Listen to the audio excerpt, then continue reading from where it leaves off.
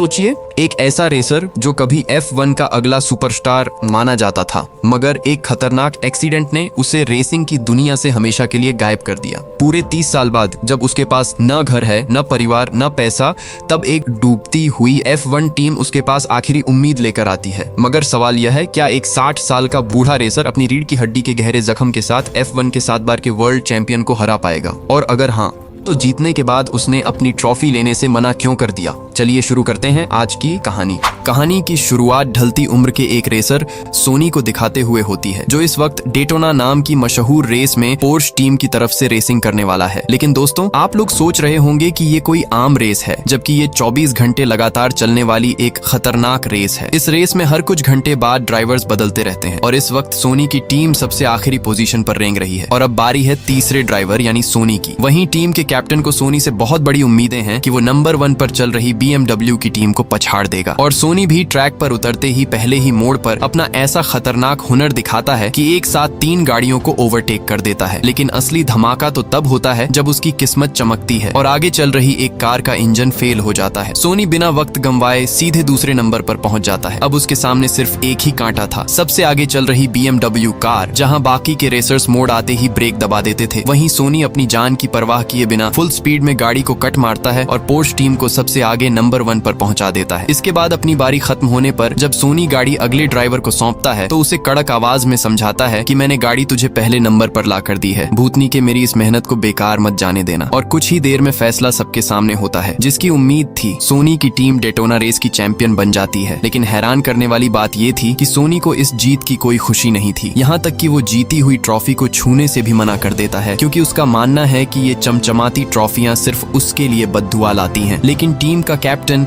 उसकी इस कमाल की काबिलियत को देखकर उसे आगे भी टीम में बने रहने का ऑफर देता है, लेकिन सोनी साफ मना कर देता है, क्योंकि सोनी का कॉन्ट्रैक्ट सिर्फ इसी एक रेस के लिए था और वो अपनी रेसिंग परफॉर्मेंस को चेक करना चाहता था, क्योंकि उसे फिलहाल पैसों की जरूरत थी, बिना किसी लालच या फेम के। इसलिए सोनी शर्तों के मुताबिक टीम को जीताकर चुपचाप वहां से निकल जाता है। अगले सीन में हम देखते हैं कि सोनी के पास उसका एक पुराना दोस्त रूबेन आता है। रूबेन खुद एक पूर्व रेसर रह चुका है, जो इस वक्त एपेक्स जीपी नाम की एक बड़ी F1 टीम का मालिक है। और दोस्तों, रूबेन के आने का मकसद तो आप समझ ही गए होंगे। वो सोनी को अपनी F1 टीम में शामिल होने का न्योता देने आया था। असल में रूबेन की टीम पिछले 2 सीजन से लगातार बुरी तरह हार रही है और टीम के सिर पर कर्ज का एक बहुत बड़ा पहाड़ टूट चुका है। और अगर इस सीजन उन्होंने कुछ कमाल नहीं करके दिखाया तो बोर्ड मेंबर्स इस टीम को बेच देंगे, यानी रूबेन का बरसों का सपना और उसकी मेहनत कौड़ियों के दाम बिक जाएगी। सोनी पहले तो इस ऑफर में कोई दिलचस्पी नहीं दिखाता, जिससे रूबेन को उसे मनाने के लिए थोड़ा इमोशनल खेल खेलना पड़ता है। रूबेन उसे सच्चाई बताते हुए कहता है, सोनी, अपनी हालत तो देखो, तुम आवारा घूम रहे हो, न घर है न परिवार, बीवी बच्चे भी तुम्हें छोड़कर चले गए हैं और तुम्हारी ये खटारा वैन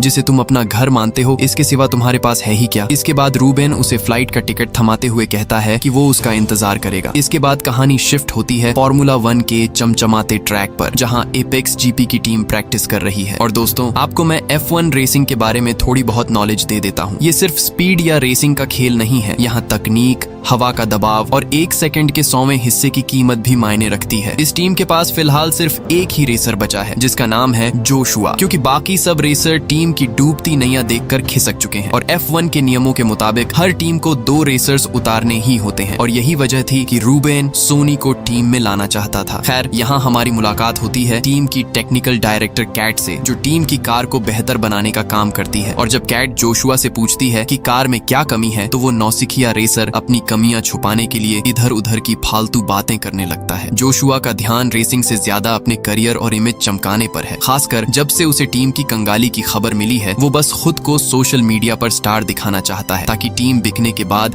उसे कोई दूसरी बड़ी टीम खरीद ले। इसी बीच वहाँ एंट्री होती है हमारे लेजेंड सोनी की। सोनी आखिरकार रूबेन का ऑफर मानकर एपेक्स जीपी के हेडक्वार्टर पहुंच जाता है। रूबेन टीम के सामने सोनी को दूसरा रेसर और जोशुआ के नए पार्टनर के रूप में इंट्रोड्यूस कराता है, लेकिन टीम का चीफ सोनी की उम्र को देखकर देखकर उसकी काबिलियत पर सवाल उठाने लगता है। जोशुआ को भी लग रहा था कि सोनी कोई मामूली रेसर है। वही चीफ रूबेन को किनारे बुलाता है और उसे कोई और बेहतरीन रेसर ढूंढने को कहता है, लेकिन रूबेन को सोनी पर पूरा भरोसा था। सोनी भी बिना वक्त गंवाए सीधे चैलेंज ठोक देता है। वो कहता है कि मुझे वही कार दो जो अभी जोशुआ चला रहा था। अगर मैंने जोशुआ से 1 सेकंड कम का टाइम निकाल कर नहीं दिखाया तो मैं अभी वापस लौट जाऊंगा। अगर मैं जेबी के लैप टाइम से 1 सेकंड जरा भी ऊपर गया तो हंसते हंसते मैं निकल जाऊंगा। सोनी को पूरे 30 साल हो चुके थे जब उसने आखिरी बार किसी F1 कार का स्टीयरिंग व्हील थामा था, और इन 30 सालों में F1 कार में काफी बदलाव आ चुके थे, जैसे नई तकनीक, नए फीचर्स, जैसे काफी कुछ बदल चुके थे। और अब सोनी के सामने सबसे बड़ी चुनौती थी पलक झपकते ही खुद को इन नए बदलावों के मुताबिक ढालना और खुद को साबित करना, क्योंकि उसने जैसा सोचा था अब F1 कार रेसिंग उससे कई ज्यादा मुश्किल हो चुकी थी। यहाँ तक कि टीम के मेंबर सोनी के हार पर अपने में ही बैट लगाने लगते हैं, लेकिन रूबेन पहले ही उनसे पैसे ले लेता है क्योंकि उसे सोनी पर यकीन है कि वो इस चैलेंज को पूरा करेगा। इधर भले ही सोनी ने 30 साल से स्टीयरिंग न छुआ हो, लेकिन जिसका बेसिक मजबूत होता है उसे नई चीजें सीखने में देर नहीं लगती। सोनी तुरंत गाड़ी की नई तकनीक को समझ जाता है और जोशुआ के टाइम को मात देने के लिए कार की रफ्तार को उसकी आखिरी लिमिट तक खींच देता है। लेकिन दोस्तों, जोशुआ का रिकॉर्ड तोड़ने के चक्कर में सोनी उस करोड़ों रुपए के F1 कार के चीथड़े उड़ा देता है। लेकिन इसी के साथ सोनी ने जोशुआ के रिकॉर्ड को 500 मिलीसेकंड से तोड़ दिया था।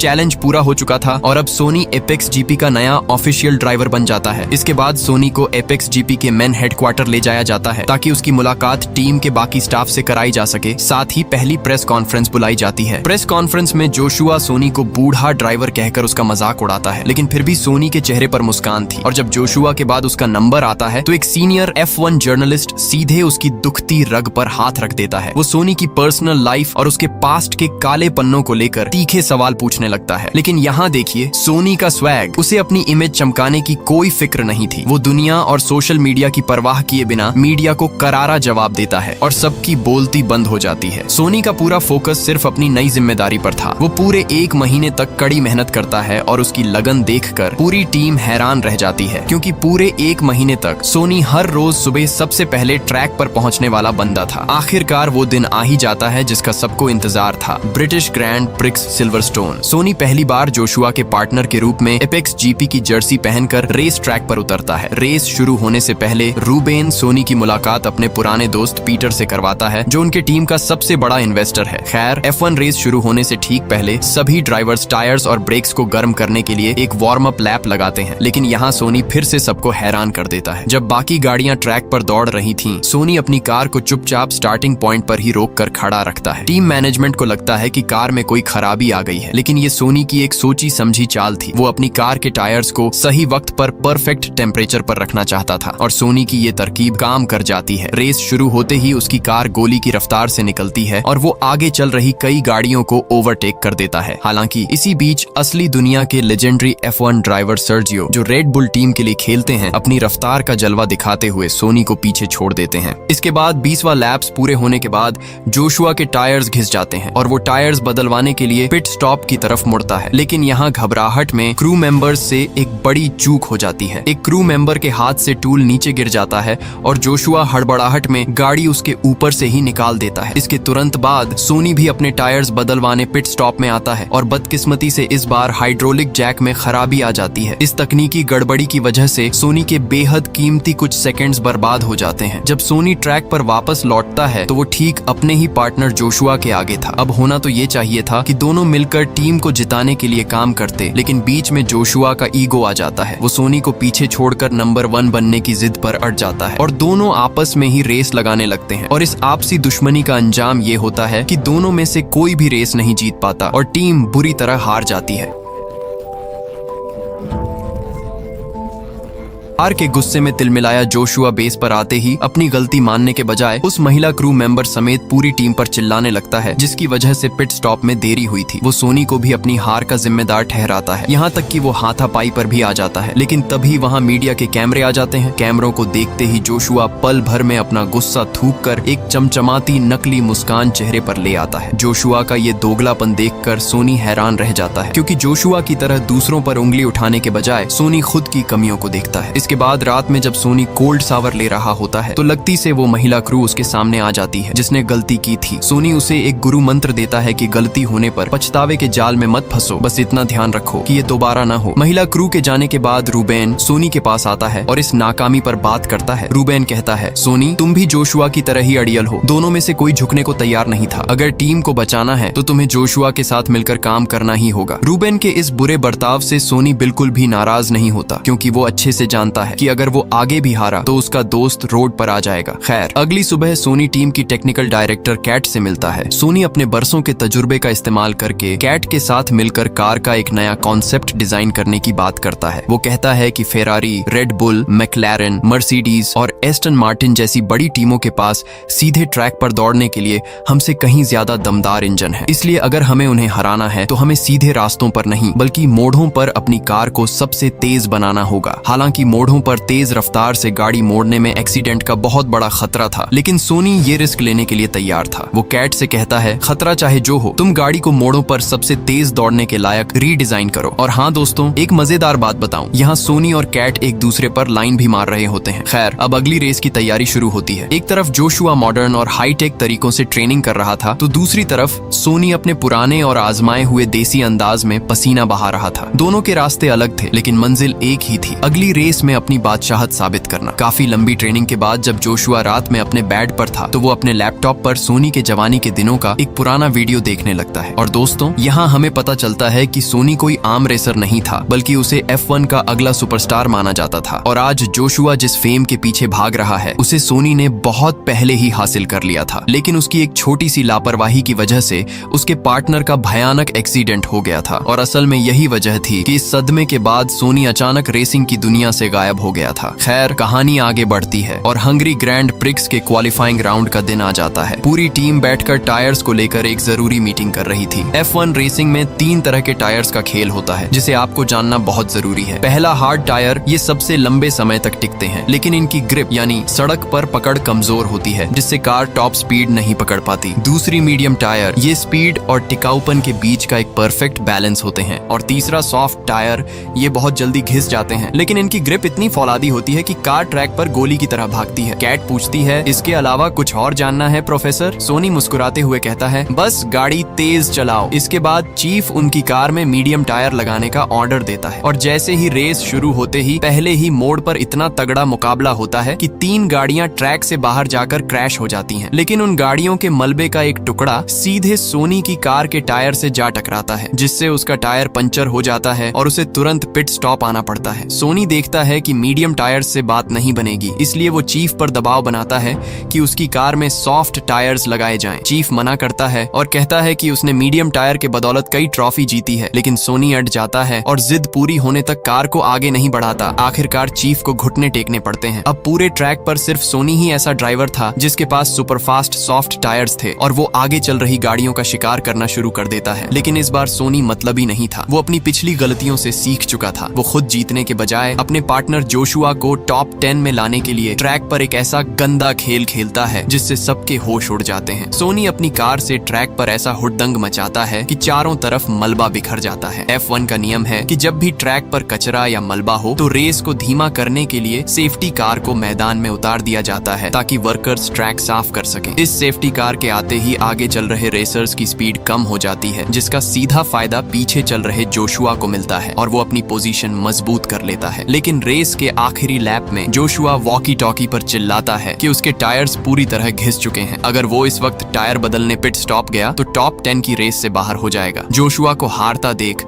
सोनी एक बार फिर अपना शैतानी दिमाग चलाता है जिसकी किसी ने कल्पना नहीं की थी। सोनी जानबूझकर अपनी तेज रफ्तार कार को ट्रैक के किनारे लगे एक बड़े एडवर्टाइजमेंट बोर्ड से दे मारता है। बोर्ड के पर खच्चे उड़ जाते हैं और नियम के मुताबिक रेस को धीमा करने के लिए फिर से सेफ्टी कार को आना पड़ता है। इस गोल्डन चांस का फायदा उठाकर जोशुआ तुरंत पिट स्टॉप जाता है, टायर बदलता है और वापस आकर अपनी पोजीशन बचाते हुए टॉप 10 में जगह बना लेता है। पूरे 2 सीजन यानी कई सालों के बाद एपेक्स जीपी की टीम आखिरकार टॉप 10 में शामिल हो चुकी थी। ये उनके लिए किसी चमत्कार से कम नहीं था। पूरी टीम जश्न मना रही थी, लेकिन तभी प्रेस कॉन्फ्रेंस में वही सिर्फ हिरा सीनियर जर्नलिस्ट फिर आ धमकता है और ताना मारते हुए सोनी की इस कामयाबी को तुक्का बताने की कोशिश करता है। सोनी इस बार गुस्सा नहीं होता, बल्कि मुस्कुराकर उस जर्नलिस्ट को सीधे $10,000 की खुली शर्त दे देता है कि अगर वो अगली रेस हारा तो ये पैसे जर्नलिस्ट के होंगे। इस शर्त के बाद सोनी दिन रात सिम्युलेटर पर पागलों की तरह प्रैक्टिस करने लगता है ताकि कार की सेटिंग को और फास्ट कर सके। वो सिर्फ जोशुआ को नंबर 10 पर देखकर खुश नहीं था, उसका निशाना अब सीधे नंबर 1 की ट्रॉफी पर था। सोनी का ये जज्बा देखकर आलसी जोशुआ के खून में भी उबाल आ जाता है और अब आगे बारी थी इटली के ऐतिहासिक मोंजा ट्रैक की। वहीं रेस से पहले एक मीटिंग में एपेक्स जीपी टीम के चीफ को फेरारी और मैक्लारेन रेनॉल्ट जैसी दिग्गज टीमों के मालिकों के साथ बैठने का मौका मिलता है, जहां वो सोनी के एग्रेसिव ड्राइविंग का मजाक उड़ाते हैं। और जब दिग्गज टीमों के मालिकों से पूछा जाता है कि आप एपेक्स जीपी के बारे में क्या सोचते हैं, तो वो स्वैग में कहते हैं कि हम सोचते ही नहीं, जिससे चीफ को बुरा लगता है। खैर, कुछ देर बाद जब टीम की सीक्रेट ब्रीफिंग होती है तो सोनी अपना असली मास्टर प्लान खोलता है। वो कहता है कि दुनिया मुझे एक लापरवाह और बदतमीज ड्राइवर समझती है और मैं लोगों की इसी सोच का इस्तेमाल करके ट्रैक पर सबका ध्यान खींचूंगा और जोशुआ को नंबर 1 बनाऊंगा। अब जोशुआ भी समझ चुका था कि सोनी कोई कच्चा खिलाड़ी तो नहीं है। खैर, देखते ही देखते रेस का 20वां लैप आ जाता है। जोशुआ 10वें नंबर पर शान से दौड़ रहा था, जबकि सोनी जानबूझकर काफी पीछे 11वें नंबर पर चल रहा था ताकि वो अपने पीछे आ रहे बाकी रेसर्स का रास्ता रोक सके और उन्हें आगे न बढ़ने दे। यही नहीं, जब पिट स्टॉप में टायर बदलने का वक्त आता है तो सोनी रेसर्स को चकमा देने के लिए एक और चालाकी करता है। वो अपनी कार को इस तरह मोड़ता है कि टायर ब्लास्ट हो जाता है और कार के पहिए के साथ ढेर सारे कंकड़ पत्थर सीधे रेसिंग ट्रैक पर बिखर जाते हैं। जैसे ही मलबे को देखकर बाकी ड्राइवर्स अपनी गाड़ियां धीमी करते हैं, सोनी पलक झपकते ही पिट स्टॉप से टायर बदलकर बाहर आता है और उन सबको पीछे छोड़ देता है। और अब सोनी का सिर्फ एक ही मकसद था, जोशुआ को जिताना। वो ट्रैक पर अपनी कार को इस तरह आड़ी तिरछी दौड़ाने लगता है कि पीछे आ रही फेरारी और रेड बुल जैसी खतरनाक गाड़ियां चाहकर भी उसे ओवरटेक नहीं कर पाती। सोनी के इस फौलादी डिफेंस की बदौलत जोशुआ को आगे बढ़ने का खुला मैदान मिल जाता है और वो चीते की रफ्तार से गाड़ियों को पछाड़ते हुए सीधे 4थे नंबर पर पहुंच जाता है। लेकिन कहानी में सबसे बड़ा मोड़ आता है 46वें लैप में, जब ट्रैक पर अचानक बारिश शुरू हो जाती है और पूरा रेसिंग ट्रैक पानी से गीला और बेहद खतरनाक हो जाता है। जहां बाकी टीमों के रेसर्स टायर बदलने के लिए पिट स्टॉप की तरफ भागते हैं, वहीं सोनी और जोशुआ जान जोखिम में डालकर बिना रुके गाड़ी दौड़ाते रहते हैं, जिसका नतीजा ये होता है कि सोनी दूसरे और जोशुआ तीसरे नंबर पर पहुंच जाते हैं। अब उनका इकलौता टारगेट था नंबर 1 पर चल रही रेड बुल की कार। सोनी वॉकी टॉकी पर जोशुआ से कहता है कि वो बिल्कुल उसकी कार के पीछे सटकर चले और सही मौका आते ही सोनी उसे आगे निकलने का रास्ता दे देता है। सोनी एक बार फिर वॉकी टॉकी पर जोशुआ को समझाता है कि वो तब तक रेड बुल की कार को ओवरटेक ना करे जब तक अगला मोड़ खत्म नहीं हो जाता। लेकिन जोशुआ का जिद्दीपना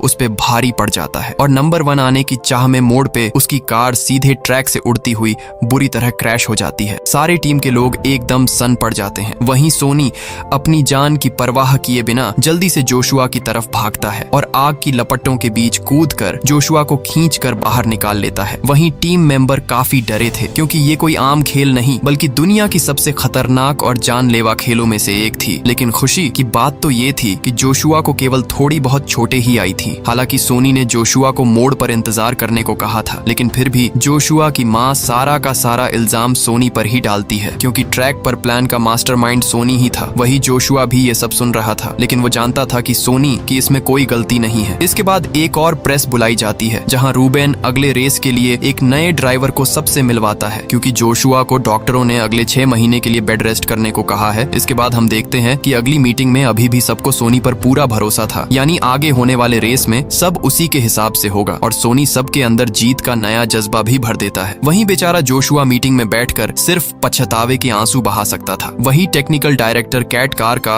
वो नया मॉडल तैयार कर चुकी थी, जैसा सोनी ने कहा था, और ये रिस्की प्लान रंग भी लाता है। आगे होने वाले रेस में सोनी इस नई कार के साथ ट्रैक पर टहलका मचा देता है और एपेक्स जीपी का नाम पूरी दुनिया में बड़ा बना देता है। लेकिन अभी भी वो बड़ी टीमों के मुकाबले काफी पीछे थे और अभी भी आगे उन्हें बहुत कुछ करना होगा। देखते ही देखते 6 महीने बीत जाते हैं और अब जोशुआ पूरी तरह ठीक होकर टीम में वापस लौटता है। सब उसका स्वागत करते हैं, लेकिन जोशुआ को रेस के दौरान ट्रैक पर एक बहुत बड़ा झटका लगता है। वो देखता है कि फैंस अब जोशुआ को भूलकर सोनी को अपना असली हीरो मानने लग गए हैं और एक साथ मिलकर टीम को जिताने के बजाय जोशुआ के दिल में फिर से सोनी के लिए नफरत और जलन पैदा हो जाती है और वो रेस के दौरान बचकानी हरकतें करने लगता है और सोनी को नीचा दिखाने के चक्कर में खुद की ही टीम की रेस खराब कर देता है। रेस खत्म होने के बाद सोनी का पारा 7वें आसमान पर पहुंच जाता है। वो सीधे जाकर जोशुआ की क्लास लगा देता है। साले, मैं यहाँ खून पसीना बहाकर टीम को इस मुकाम पर लाया हूँ और तू लौटकर सब बर्बाद कर रहा है। असल में सोनी तो जोशुआ को ही नंबर 1 बनाना चाहता था, पर जोशुआ के घमंड ने सब मिट्टी में मिला दिया। दोनों के बीच बढ़ते झगड़े को देखकर कैट एक तरकीब निकालती है। वो दोनों को एक सीक्रेट डिनर पर बुलाती है ताकि वो आपस में बैठकर बात कर सकें और अपनी दुश्मनी भुलाकर फिर से पक्के दोस्त बन सकें। और ये आइडिया काम भी कर जाता है और दोनों के बीच सब ठीक हो जाता है। आगे हम देखते हैं कि टीम पर एक नई मुसीबत टूट पड़ती है। फार्मूला 1 की ऑफिशियल अथॉरिटी को एपेक्स जीपी के खिलाफ एक शिकायत मिलती है। शिकायत ये थी कि एपेक्स जीपी की कार का नया डिजाइन इलीगल है, जिसे सोनी और कैट ने मिलकर बनाया था और टीम ने इसके लिए F1 से ऑफिशियल परमिशन भी नहीं ली थी। यानी टीम के अंदर ही कोई ऐसा गद्दार था जिसने उनके सारे राज बाहर लीक कर दिए हैं, जिसका नतीजा ये होता है कि F1 ने उस नए डिजाइन पर बैन लगा दिया। यानी अब एपेक्स जीपी को मजबूरी में अपनी उसी पुरानी और खटारा कार के साथ ट्रैक पर करना था, जिसमें कोई खासियत नहीं थी। इसके बाद अगले रेस का दिन आता है और सोनी को अचानक याद आता है कि वो अपना लकी ताश का पत्ता अपनी जेब में रखना भूल गया है, जिसे वो रेस के दौरान अपनी जेब में रखता ही रखता है। और ऊपर से वही पुरानी खटारा गाड़ी देखकर सोनी का मानसिक संतुलन बिगड़ जाता है। वो गुस्से, तनाव और घबराहट में होश खो बैठता है। किसी को कुछ समझ नहीं आ रहा था कि आखिर सोनी को हुआ क्या है। इधर ट्रैक पर गाड़ी पूरी तरह सोनी के कंट्रोल से बाहर हो जाती है और अचानक गुस्से में ड्राइविंग करने का नतीजा ये होता है कि सोनी का एक भयानक एक्सीडेंट हो जाता है और उसे अस्पताल ले जाना पड़ता है। लेकिन इस एक्सीडेंट से एक पुराना राज बाहर आता है। रूबेन को रिपोर्ट में पता चलता है कि सोनी की रीढ़ की हड्डी में बहुत पुराना और गंभीर जख्म है, जिसके साथ रेसिंग करना मौत को बुलावा देना है। ये जानकर रूबेन को काफी बुरा लगता है। वो अपनी टीम बचाने के चक्कर में अपने सबसे पक्के दोस्त को खोना नहीं चाहता था, इसलिए वो चिल्लाते हुए सोनी को टीम से बाहर निकाल देता है ताकि वो ट्रैक पर मर न जाए। बाहर जोशुआ, जो सोनी से मिलने गुलदस्ता लेकर आया था, वो बाहर से ही रूबेन को सोनी पर चिल्लाते देख बिना मिले ही चुपचाप वापस लौट जाता है। और आखिरकार जोशुआ अपनी माँ को सच बता देता है कि उसके एक्सीडेंट की वजह सोनी नहीं बल्कि वो खुद था, क्योंकि जोशुआ को एहसास हो चुका था कि सोनी एक अच्छा इंसान है। इधर अस्पताल से छुट्टी मिलने के बाद सोनी अपनी खटारा वैन के साथ हमेशा के लिए रेस की दुनिया से दूर जाने वाला ही था कि तभी उसके पास वही अमीर इन्वेस्टर पीटर आता है जो शुरुआत में मिला था। वो सोनी के सामने एक ऐसा घिनौना ऑफर रखता है कि आपके होश उड़ जाएंगे। पीटर बताता है कि सोनी की बेहतरीन परफॉर्मेंस की वजह से एपेक्स जीपी की ब्रांड वैल्यू बहुत बढ़ गई है, इसलिए वो और बोर्ड मेंबर्स मिलकर इस टीम को एक बड़े खरीदार को बेचने जा रहे हैं। इस डील से इन्वेस्टर तो अरबपति बन जाएंगे, लेकिन टीम के असली मालिक रूबेन को लात मारकर बाहर निकाल दिया जाएगा। इन्वेस्टर सोनी को लालच देता है, अगर तुम अगली और आखिरी रेस में जानबूझकर हार जाओ ताकि रूबेन टीम बेचने पर मजबूर हो जाए, तो मैं टीम बिकने के बाद तुम्हें इस नई टीम का चीफ बना दूंगा और तुम्हें इतना पैसा दूंगा कि तुम्हारी 7 पीढ़ियां ऐश करेंगी। और हाँ, यहाँ सबसे बड़ा खुलासा होता है, F1 अथॉरिटी को कार के डिजाइन के नकली पेपर्स भेजने वाला कोई और नहीं बल्कि यही कमीना इन्वेस्टर था। उसने जानबूझकर ऐसा किया ताकि टीम हार जाए, रूबेन बर्बाद हो जाए और वो टीम को महंगे दामों में बेच सके। इस लालची इन्वेस्टर से मिलने के बाद सोनी के दिमाग में क्या चल रहा था ये कोई नहीं जानता। वो सीधे एपेक्स जीपी के गैराज में पहुंचता है, जहां जोशुआ उसे देखकर इस बार सच में खुश था। वहीं रूबेन उसे वहां देखकर हैरान रह जाता है और पूछता है, तू यहाँ क्या कर रहा है कमीने, फिर मरने आ गया। अब सोनी ने उस इन्वेस्टर की डील एक्सेप्ट की है या वो अपने दोस्त रूबेन को बचाने आया है, ये तो हमें आगे पता चलेगा। लेकिन वो रूबेन की आंखों में आंखें डालकर सीधे कह देता है कि चाहे जो हो जाए रूबेन, इस सीजन की आखिरी रेस में सिर्फ और सिर्फ मैं ही ड्राइव करूंगा। कहानी में आगे एक और जबरदस्त ट्विस्ट तब आता है जब सोनी को पता चलता है कि कैट ने फार्मूला 1 की अथॉरिटी को उन दस्तावेजों को दोबारा जांच करने को कहा जिसमें पाया गया कि वो पेपर्स पूरी तरह फर्जी और नकली थे। यानी फाइनल रेस में सोनी की पसंदीदा कॉर्नरिंग कार को इस्तेमाल करने की इजाजत मिल चुकी थी। इसके बाद अब हम पहुंच चुके हैं अबू धाबी के रेस ट्रैक पर, जहां इस सीजन की आखिरी और फाइनल रेस होने वाली है। वहीं पीटर सोनी को एपेक्स जीपी की जर्सी में देख हैरान रह जाता है। सोनी पीटर को मैसेज में मिडिल फिंगर की इमोजी भेजकर उसे करारा जवाब दे देता है। यानी सोनी पूरी ईमानदारी से टीम के लिए रेस करने वाला है। इसी बीच वही खड़ूस सीनियर जर्नलिस्ट फिर से सोनी का इंटरव्यू लेने आता है, लेकिन सोनी इस बार उससे बात करने के बजाय सीधे अपने टीम मेंबर को आवाज लगाता है और उस जर्नलिस्ट के मुंह पर पूरे 10 $50,000 कैश थमा देता है। सोनी ने साबित कर दिया कि वो जुबान का पक्का खिलाड़ी है और वो दोगले लोगों जैसा नहीं है। खैर, अब रेस का काउंटडाउन खत्म होता है और गाड़ियां हवा से बातें करने लगती हैं। पहले लैप में जोशुआ किसी तरह 11वें नंबर पर पहुंचता है, जबकि सोनी 22वें नंबर पर सबसे पीछे फंसा हुआ था। लेकिन न्यू कार डिजाइन का जादू चलते ही सोनी चीते की रफ्तार पकड़ता है और एपेक्स जीपी सीधे 9वें नंबर पर आ जाती है। लेकिन 11वें लैप तक रेड बुल, मर्सिडीज और फेरारी जैसी दिग्गज टीमें सबसे आगे लीड कर रही थीं। वहीं सोनी को पीछे चल रहे ड्राइवर्स से कड़ी टक्कर मिलती है, जिससे बचने के लिए उसे तुरंत पिट स्टॉप में टायर बदलने आना पड़ता है। खेल पलटता है 25वें लैप में। जोशुआ शानदार ड्राइविंग करते हुए सीधे नंबर 1 की पोजीशन हासिल कर लेता है। लेकिन उसकी ये खुशी ज्यादा देर नहीं टिकती, क्योंकि उसकी कार का पिछला टायर पंक्चर हो जाता है और उसे पिट स्टॉप भागना पड़ता है, जिसकी वजह से एपेक्स जीपी पहले नंबर से सीधे 6ठे नंबर पर आ जाती है। अब पूरी टीम की उम्मीदें सोनी पर थीं, लेकिन सोनी का टायर भी घिस चुका था और ऊपर से पीछे से एक कार सोनी को टक्कर मार देती है, जिससे टीम की जीत की उम्मीद और भी कम हो जाती है। यही नहीं, टक्कर की वजह से टाइम आउट हो चुका था और सोनी की कार की हालात ऐसी हो चुकी थी कि पिट स्टॉप आना मुश्किल सा लग रहा था और अगर सोनी पिट स्टॉप नहीं पहुंचा तो वो रेस से बाहर हो जाएगा। लेकिन हिम्मत न हारते हुए सोनी जैसे तैसे पिट स्टॉप तक पहुंच जाता है, जिसके बाद क्रू मेंबर्स झटपट कार रिपेयर कर देते हैं। इसके बाद टाइम आउट खत्म होने के बाद सभी गाड़ियां दोबारा स्टार्टिंग ग्रिड पर लगती हैं और रेस शुरू होते ही नजारा कुछ ऐसा था। मर्सिडीज नंबर 1 पर, फेरारी नंबर 2 पर और हमारा लेजेंड सोनी नंबर 3 पर पहुंच चुका था और अब आखिरी 4 लैप्स ही बाकी थे, जहां से खूनी रेस शुरू होती है, जिसकी किसी ने कल्पना नहीं की थी। सोनी चौथे नंबर पर चल रहे जोशुआ को मैसेज देता है कि वो उसकी कार के पीछे ढाल बनकर चले, क्योंकि उनका पहला शिकार थी फेरारी। यहाँ पर सोनी की प्लानिंग के जरिए दोनों एक खतरनाक मोड़ पर फेरारी को पछाड़ देते हैं और अब उनके सामने खड़ा था F1 का सबसे बड़ा लेजेंड लुइस, जो 7 बार का वर्ल्ड चैंपियन है, जो मर्सिडीज चला रहा था। अब यहाँ पर लुइस को हराने के लिए किसी एक को कुर्बानी देनी ही थी। सोनी खुद को दांव पर लगाने का फैसला करता है और लुइस का रास्ता रोकता है ताकि जोशुआ नंबर 1 पर निकल सके। उनका ये प्लान कामयाब रहता है और जोशुआ आगे निकल जाता है। लेकिन चैंपियन लुइस इतनी आसानी से हार मानने वाला नहीं था। वो अपनी कार से सोनी को ऐसा कट मारता है कि सोनी की कार लड़खड़ा जाती है, लेकिन सोनी किसी तरह कंट्रोल संभाल लेता है। अब लुइस का निशाना सीधे आगे चल रहा जोशुआ था। लुइस जोशुआ के बिल्कुल करीब पहुंच जाता है और आखिरी मोड़ पर जोशुआ और लुइस दोनों की गाड़ियां आपस में टकराकर ट्रैक से बाहर हो जाती हैं। सोनी इस मौके का पूरा फायदा उठाता है और ट्रैक पर सबसे आगे निकल जाता है। इस आखिरी पल में सोनी को न तो फैंस का शोर सुनाई दे रहा था और न ही अपनी मौत का डर सता रहा था। वो गाड़ी दौड़ा नहीं, हवा में उड़ा रहा था और आखिरकार